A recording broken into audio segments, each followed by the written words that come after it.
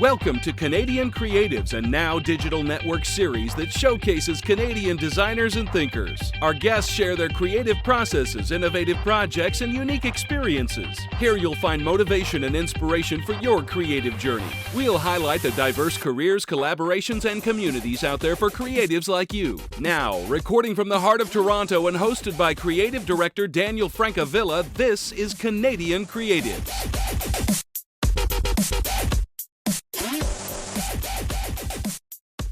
Our next guest designs with passion and purpose. From print to interactive design to public art, he spans the networks of design, social justice, art, civic engagement, youth leadership, and cycling. He is the founder of Studio Jaywall, specializing in creative direction and design for social, cultural, environmental, and political initiatives. Introducing our next Canadian creative, Jaywall. I grew up in Northern Ontario in the woods. And my brother and I would spend a lot of our time just like playing out in the backyard, imagining things, inventing games. And I think because of we weren't off the grid in any sense. I still went into the city every day for school, and we had a TV, we had electricity, all that. But like we were kind of detached from the normal pop culture. I remember when I was about 7, we started drawing maps of imaginary countries, named cities in it.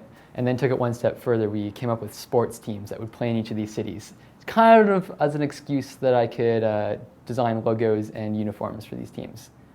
I had no idea back then like what design was or what I was doing. We were just having fun, my brother and I. But in high school, I started developing, a taste for visual art and design, and started playing with that a bit. I'd do T-shirts for student clubs and things like that. I didn't really get serious about design until my first year of university at York University in Sheridan College. Right off the bat, I was really involved with a lot of different things on campus, which inevitably meant I was connected to different communities. And out of those, I had my first few projects as a designer. So I was designing identities for a music student association. I was designing posters for my friend's dance show, and then by the year after that, I was designing album covers. In 2013, I was involved with the creation of the campaign called Our Horizon, which is a precedent-setting approach to fighting climate change by getting people aware of the effects of our addiction to gas and our obsession with oil and what that leads to in terms of environmental and human effects. So when the founder of Our Horizon got in touch with me, I was immediately intrigued about this concept, a unique approach to fighting climate change. And climate change is something that was and still is important to me because there's a lot of effects happening from climate change around the world, and actually those of us who cause it the most are the ones who tend to experience the least immediate effects of it. It's more vulnerable populations in developing countries and indigenous communities that tend to be hardest hit by climate change, and they're the least responsible for it. So, it's an easy thing for us to deflect through, what we call a diffusion of responsibility. And so Our Horizon, with their approach and their campaign called Face the Change, it aims to take that responsibility and locate it right in the palm of your hand, literally, at the gas pump. So that's why I wanted to get involved with that project. We were getting coverage coast to coast in Canadian media, and then as the word spread, the campaign got attention from newspapers and blogs around the world. And a few months later, we heard from Adbusters, and Adbusters ended up writing about our project. So it was featured on their website and in the magazine, and that was a huge moment for me. And I remember one day I was in the high school library, sifting through magazines, and I came across this magazine called Adbuster, and I was like, whoa, this is amazing. I was like, am I supposed to be looking at this? It's like the art and design that's kind of, packing a punch against conventional capitalism. And I remember that was sort of an eye-opening moment for me in the power of what art and design could do for the world.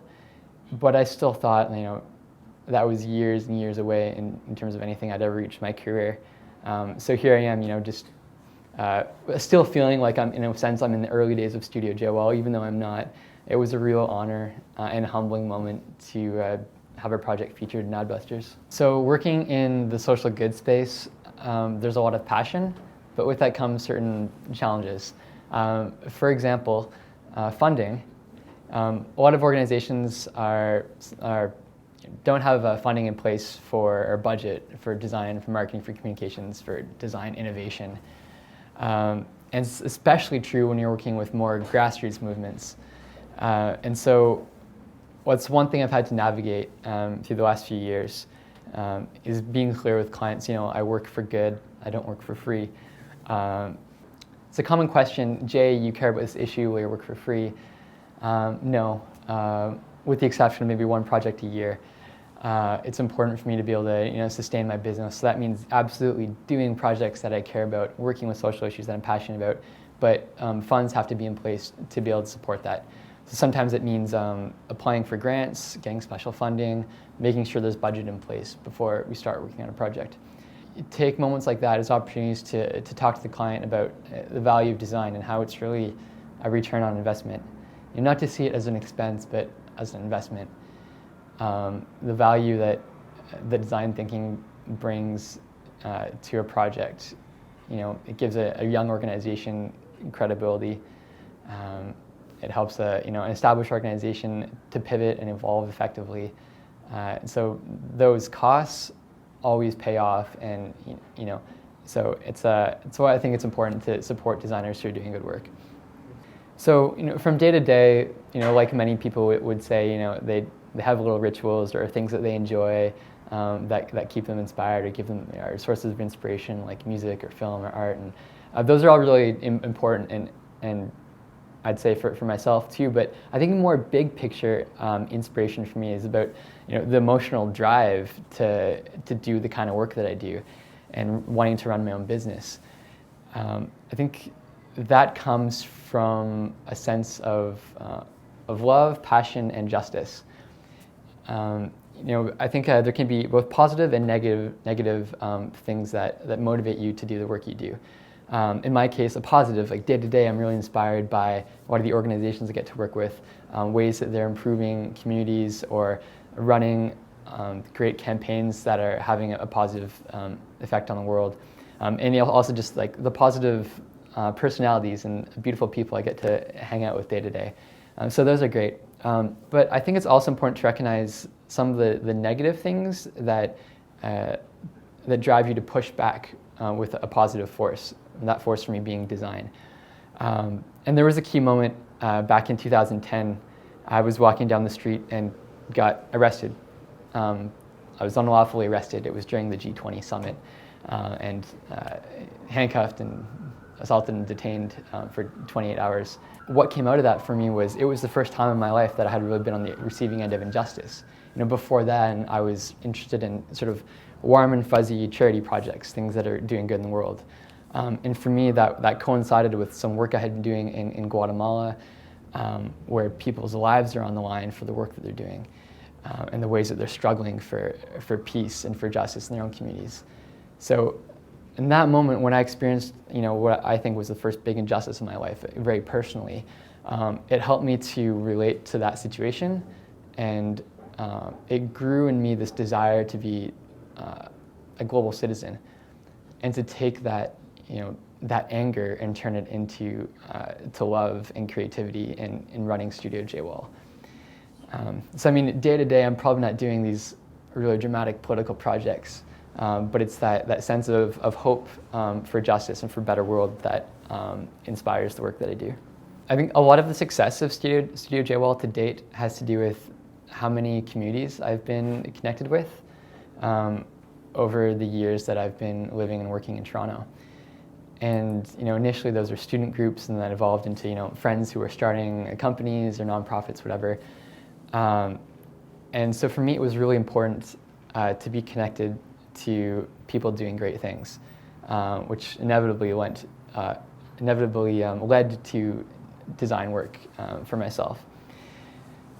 So I think I would recommend building relationships with people, getting involved, especially in communities. And you don't have to go out there thinking like, oh, maybe there's a chance to meet a potential client at this event or getting involved in this organization. Just be involved with the things that you care about or the things that you're curious about. Dive into them, And obviously it is a balance. It's a challenge to balance those things. Picture being in school or working part-time or full-time and then trying to run your own design projects on the side. I went through that for a few years and it was brutal. But I think my hard work paid off. Looking back, I think I would have maybe not spread myself so thin. I have no regrets because that's the road that's led me to where I am now, but it was still a pretty challenging time. So I'd suggest to maybe be intentional about the things that you're pursuing, that you're committing your energy to. Intention has really been a big word in the last couple of years of refining my focus of where I'm putting my time into, both professionally and personally. So what's next for Studio Jaywall? Big picture, I'm looking at ways that I can increase our impact while decreasing the amount of chaos in my life as an entrepreneur. And so for me, one thing I'm doing is taking less and less small projects, like things that are one-offs, like apps, single magazines or posters or album covers, identities, things like that. Instead, looking to work long-term with organizations who are doing great work. Or even if it's not long-term, to work on things that are more substantial in nature, so that I can really dive into these projects and give them the energy that they deserve. In order to do that, I can't be juggling so many things at once. I need to have more focus. So I'm looking at building those long-term relationships with organizations. And part of that naturally means I'm doing a bit less production work. Less, sometimes it's like less concrete deliverables and more focused on long-term creative direction. So as part of this transition from doing less short-term small projects to doing larger long-term projects and ongoing relationships with clients, that also means doing less production work. So I'm outputting less in the sense of graphic design, interactive design, production, and doing more creative direction for these things. So that could be, in some examples, user experience for an organization that's designing new programs. It could be creative direction for identities, organizations that are designing or redesigning their identities, or launching campaigns, supporting them through the length of those projects, and more rather than just single pieces. That way I can dive deep into them. I can give those projects the attention they deserve, while also having less chaos in my own business. As part of that transition also, I have established relationships with a few other creative companies so that we can partner together on projects. So I'm now working in collaboration with architects and to do community design engagement. I'm basically their creative direction partner for their community engagement projects. So we'll be working side by side long-term together from here on in. Also with Brig Strategy, who are working on some strategic work that I offer creative direction to. So those are some of the things I'll be working on to take Studio Jaywall to the next level. It's definitely an honor to be part of such a great Canadian design community, and also to be living and working here in Toronto, where there's so much happening in terms of design, art, activism, and passion for awesome stuff generally. For anyone watching, I'd love for you to follow along with Studio Jaywall. You can find us online, www.jaywall.com, or on Facebook, look up Studio Jaywall.